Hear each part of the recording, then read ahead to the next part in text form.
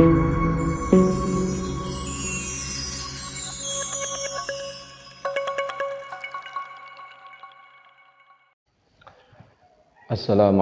warahmatullahi wabarakatuh.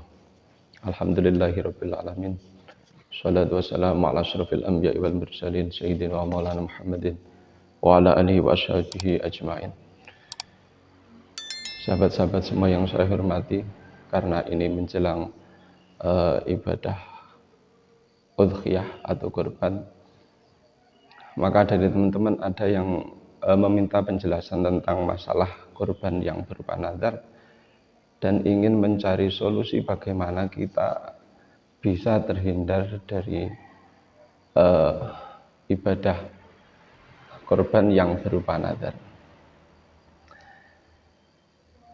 Jadi yang pertama, bahwasannya sebuah ibadah kurban atau udhiyah itu adalah sunnah muakkad. Sunnah muakkad, dan itu pun sifatnya alal kifayah, dalam arti semisal satu keluarga itu yang kurban satu, ya, semisal orang tuanya salah satu kurban, itu sudah cukup sebagai tuntutan ibadah sunnah, karena ibadah kurban itu sifatnya adalah sunnah muakkad dan statusnya adalah kifayah.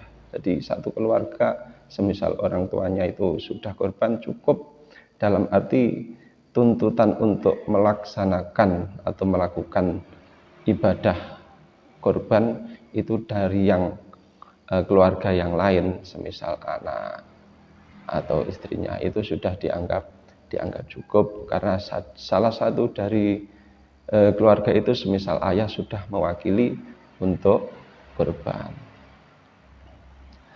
Terus kemudian ketika dikatakan sebuah ibadah kurban itu adalah ibadah sunnah yang muakkad, ya, yang dianjurkan. Jadi tidak akan wajib kecuali dengan nazar.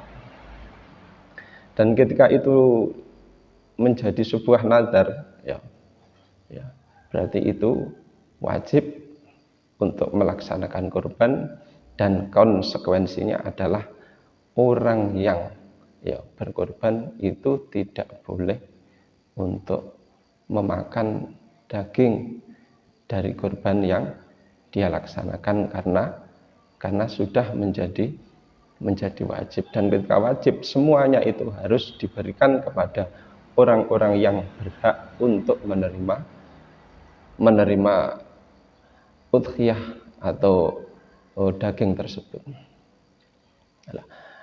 Dalam kasus nazar ini ada dua.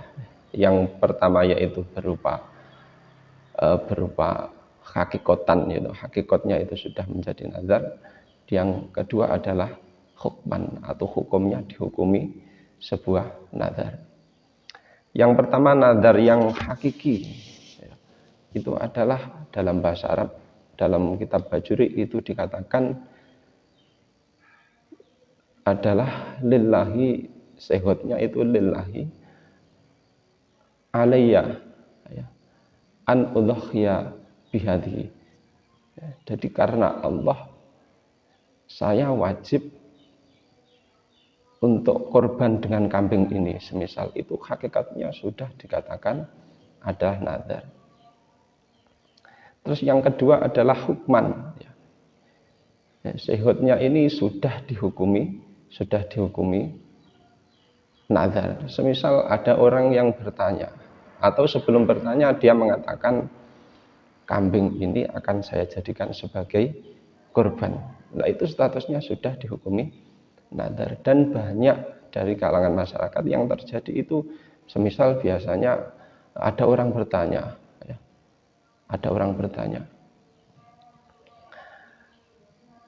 dalam kalangan umum bertanya orang-orang, kambing ini kamu jadikan sebagai apa?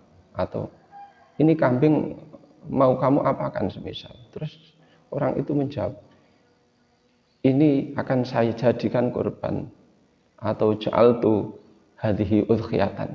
Nah, ini statusnya adalah secara hukman sudah menjadi nazar. ketika sudah menjadi nadar atau dampak akibat konsekuensinya, dia tidak boleh memakan apa, yaitu kurban atau daging kurban yang ia laksanakan.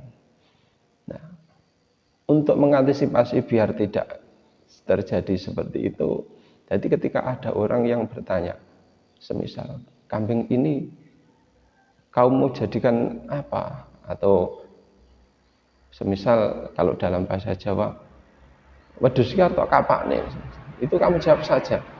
Jadi jawab yang untuk menghindari terjadinya sebuah nadar adalah, kambing ini akan saya sembelih besok di hari raya. Nah, itu jawaban yang paling efisien, ya, yang paling tepat. Ini kambing ini akan saya sembelih besok di hari raya. Itu adalah jawaban untuk menghindari kita tidak menjadi nadar. Sebenarnya ya ketika kita korban nadar pun ya tidak masalah, dalam arti ya cuma paling kita tidak boleh memakan daging itu.